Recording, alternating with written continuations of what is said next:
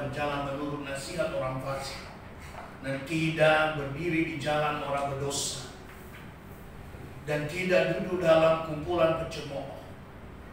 Namun kesukaannya hanya pada Taurat Yahweh, dan dia merenungkan Tauratnya siang dan malam. Dan dia akan menjadi seperti pohon yang ditanam di tepi aliran-aliran air, yang akan menghasilkan buahnya pada musimnya, dan yang tidak akan layu daunnya. Dan semua yang ia kerjakan akan menghasilkan. Bukan demikian orang yang fasik. Mereka hanya seperti sekam yang angin menerbangkannya. Oleh sebab itu orang fasik tidak akan bertahan dalam penghakiman. Demikian juga orang-orang berdosa dalam kumpulan orang benar. Sebab Yahweh mengenal jalan orang benar, tetapi jalan orang fasik akan binasa. Demikian pembaca firman Tuhan kepada kita. Dan yang berbahagia adalah kita yang mendengar serta melakukannya. Berkat kebahagiaan orang benar. Sekali lagi, berkat kebahagiaan orang benar. Dan ini merupakan lanjutan kebenaran firman Tuhan minggu lalu. Lalu yang menjadi pertanyaan kita adalah, boleh temanya ditulis, Mazmur 1, temanya berkat kebahagiaan orang benar. Jadi kalau dalam bahasa Ibrani, bahasa Yunaninya atau bahasa Inggrisnya itu blessed is the man. Tapi kalau bahasa Ibraninya itu adalah berbicara tentang berkat bahagianya orang benar. Harus ada satu kata yang tidak diterjemahkan karena dirasa itu berulang, yaitu emet, kebenaran. Makanya Yesus nanti mengatakan, Ehiyu wa yomer Yeswa anochi kadere beka emet beka yim. Itu ada 3 kata di sini. Dan Yesus berkata kepadanya, aku adalah jalan hadere, beka emet, kebenaran, kayim, hidup. Belo, yabo, dan tidak ada seorang pun hais, waha'at, waha'af, wa'ai. Tidak ada seorang pun sampai kepada Bapa jika tidak melalui aku. Jadi sengaja saya membawa renungan dalam minggu ini. Saya renungkan kebenaran firman Tuhan ini. Ini kami butuhkan. Nah, pertanyaannya, ciri-ciri berkat orang yang benar itu gimana? Minimal ada 3 cirinya atau 4 cirinya. Ciri yang pertama berkat orang yang benar itu, berkat kebahagiaan orang benar itu, pertama-tama adalah ia menghindarkan diri dari perbuatan dunia. Sekali lagi, orang bahagia yang ada di dunia, orang benar yang bahagia yang berada di dunia adalah dia memiliki ciri yang pertama, menghindarkan diri dari perbuatan dunia. Itu sebabnya ayat ini berkata, berbahagialah orang yang tidak berhala berjalan menurut nasihat orang fasik. Jadi orang fasik itu tahu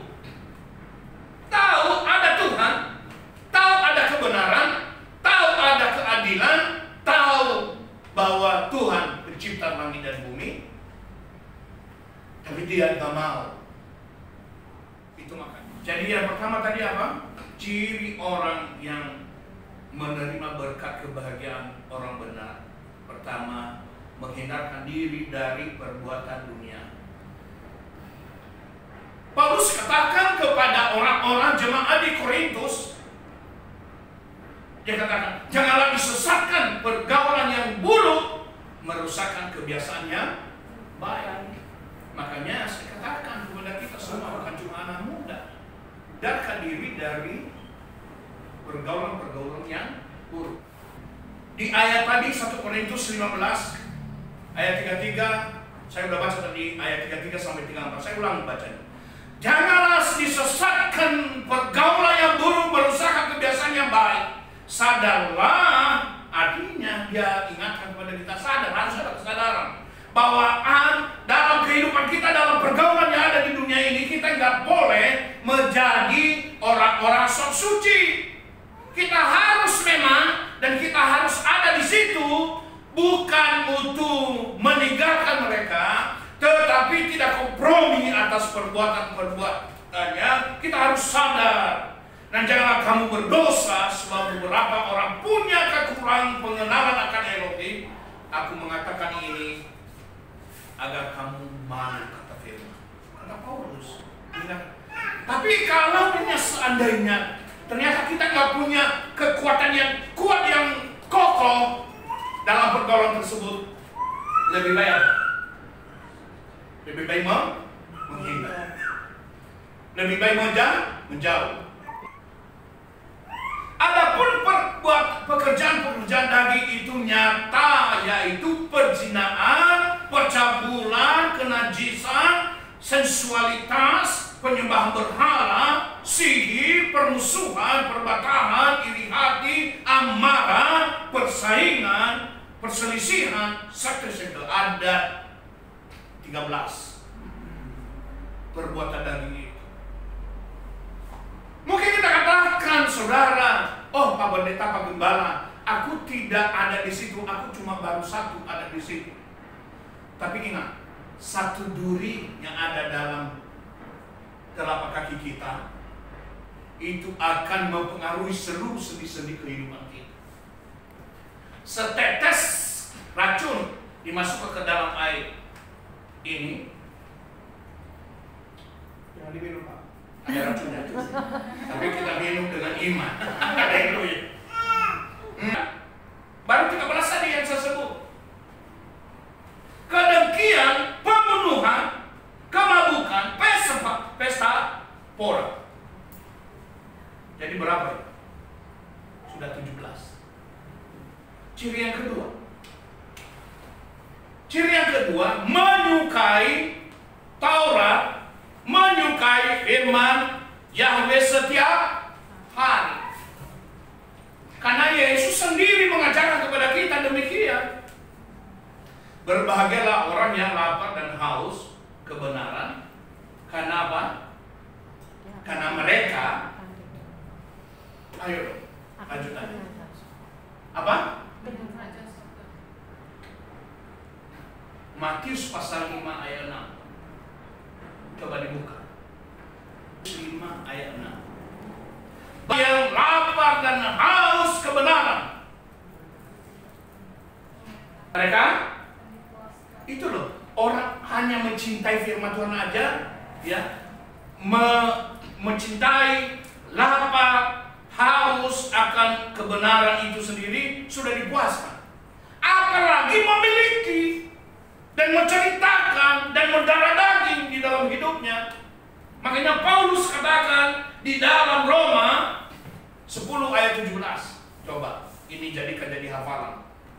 Darah daging kita, jadikan ayat hafalan. Kita bersama-sama tanpa dibaca di atas. Kita ulang. Jadi iman itu dari pendengaran, dan pendengaran itu firman melalui firman Kristus.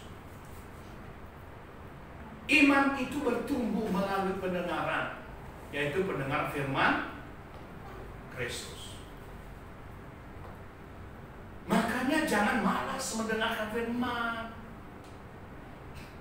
Jangan tutup kuping untuk mendengarkan firman. Ciri yang kedua, menyukai firman. Menyukai firman Yahweh setiap hari. Ciri yang ketiga adalah menghasilkan apa? Buah. Jadi kalau sudah ada ciri yang pertama tadi, menjauhkan diri dari semua perbuatan-perbuatan duniawi, tidak kompromi terhadap perbuatan duniawi, lalu mencintai firman Tuhan, firman Yahweh setiap hari. Maka yang ketiga, pasti kalau ini tidak ada, berarti belum benar yang pertama, yang kedua. Perlu dikoreksi yang pertama, yang kedua. Yang ketiga, ciri yang ketiga, menghasilkan buah. Buah apa itu? Buah yang manis, jangan buah yang busuk. Yohanes 15 ayat 1-3 dikatakan, akulah pokok anggur yang benar dan Bapakku adalah petaninya. Setiap ranting padaku yang tidak menghasilkan buah, dia membuangnya, dan setiap rantingnya menghasilkan buah, dia memangkasnya supaya dia menghasilkan lebih banyak buah. Kamu memang sudah bersih karena firman yang kukatakan kepadamu. Ini ada 4 yang penting di sini. Siapa? Yang pokok adalah Yesus. Nah, yang kedua, perhatikan ini. Kita itu adalah rantingnya. Dan yang ketiga, yang tidak menghasilkan buah, diapain? Dibuang, dibakar. Yang tidak menghasilkan buah, dibuang, dibakar. Nah, dalam ayat ini yang menghasilkan buah, diapain? Disayang-sayang enggak? Diapain? Coba firman Tuhan ini yang penting. Makanya ketika kita cinta kepada Tuhan, jangan mengeluh. Yang menghasilkan buah diapain? Dipangkas. Loh, kok aneh? Yang tidak menghasilkan buah dibuang. Yang menghasilkan buah dipangkas. Apa bedanya dibuang dengan dipangkas? Dibuang sama sekali nggak terpakai, tapi dipangkas. Semua hal-hal yang menghambat dia berbuah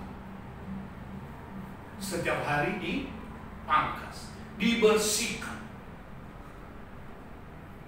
Makanya, loh, pendeta, aku udah setia kepada Tuhan, udah melayani Tuhan, aku sudah memberi persembahan, udah memberi perbun, dan aku tidak buat dosa. Aku kemarin sepanjang minggu ini sudah setia, tidak ada satupun pelanggaran yang aku lakukan, aku tidak marah lagi. 17 hal yang tadi, yang daging, aku tidak ada di dalamnya. Puji Tuhan. Iya, tapi kenapa aku demam, kenapa aku flu, kenapa aku sakit? Kok aku ditabrak?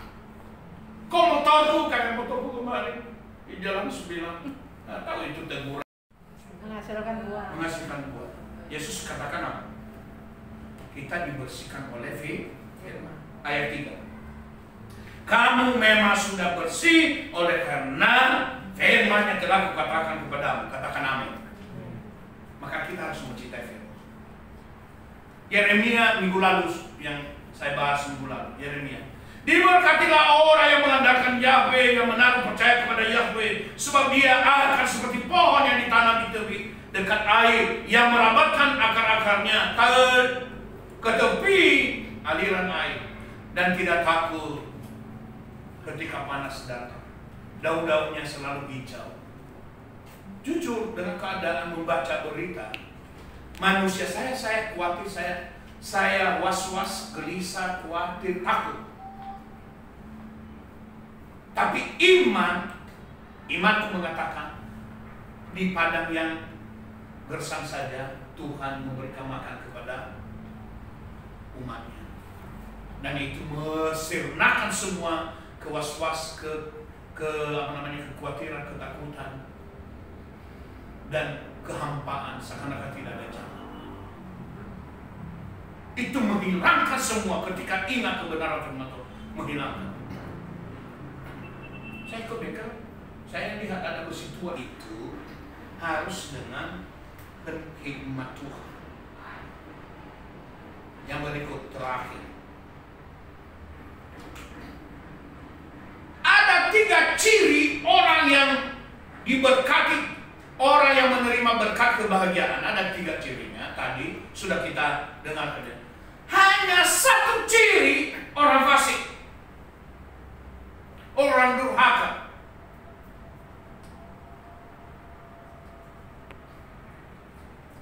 Hanya satu ciri.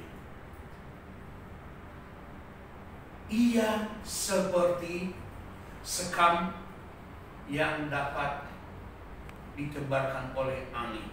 Sekali lagi, ia seperti sekam yang terbakar dan ditebarkan oleh angin. Lalu tidak bertahan dalam penghakiman. Tidak bertahan dalam penghakiman. Tidak mau bersekutu. Nah, ini yang paling penting. Orang fasik, ini hebat ini orang fasik. Lawan daripada orang benar. Tidak mau bersekutu, berkawan, bersahabat dengan orang benar. Sekali lagi, orang fasik tidak mau bersekutu, tidak mau berkawan, tidak mau bersahabat dengan orang benar. Tapi sebaliknya justru, kadang-kadang orang benar mau bersekutu, mau berkawan, mau bersahabat, mau kompromi dengan orang benar. Kalau orang fasik nggak mau kompromi dengan orang benar. Tapi sering orang benar kelakuannya lebih buruk dibandingkan orang fasik. Kalau di gereja, semuanya mukanya ketika dipandang oleh malaikat segan. Setan takut. Ya, kalau di gereja, di rumah, ketika dilihat oleh malaikat, ketika dia tidur, dilihat oleh malaikat segan. Ketika di gereja, dilihat oleh malaikat, dia kabur. Tapi waktu di pasar, di jalan, dilihat oleh setan, takut. Setannya takut. Di pasar takut setannya. Tahu kenapa takut? Setan bilang, lebih jahat daripada aku. Padahal minggu kemarin dia gereja, sekarang lebih jahat daripada dengan aku. Takut lari setannya. Karena orang benar ini lebih jahat daripada setan. Tapi di sini semuanya adalah orang benar yang hidup di dalam Tuhan. Ada amin? Akhir hidup orang fasik ini titik. Dan ini akhir khotbah. Satu kalimat untuk orang fasik. Firman Tuhan. Akhir hidupnya akan apa? Binasa.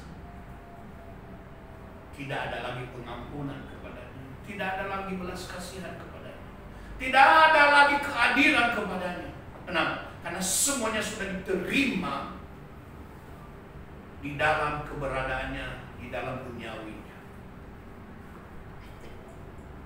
Itu sebab di dalam perdebatan di YouTube, orang Kristen bilang hanya 3 ciri tadi, yaitu menghindarkan diri dari perbuatan duniawi, menyukai firman Tuhan, dan menghasilkan buah yang baik, yang manis, yang sedang didengar.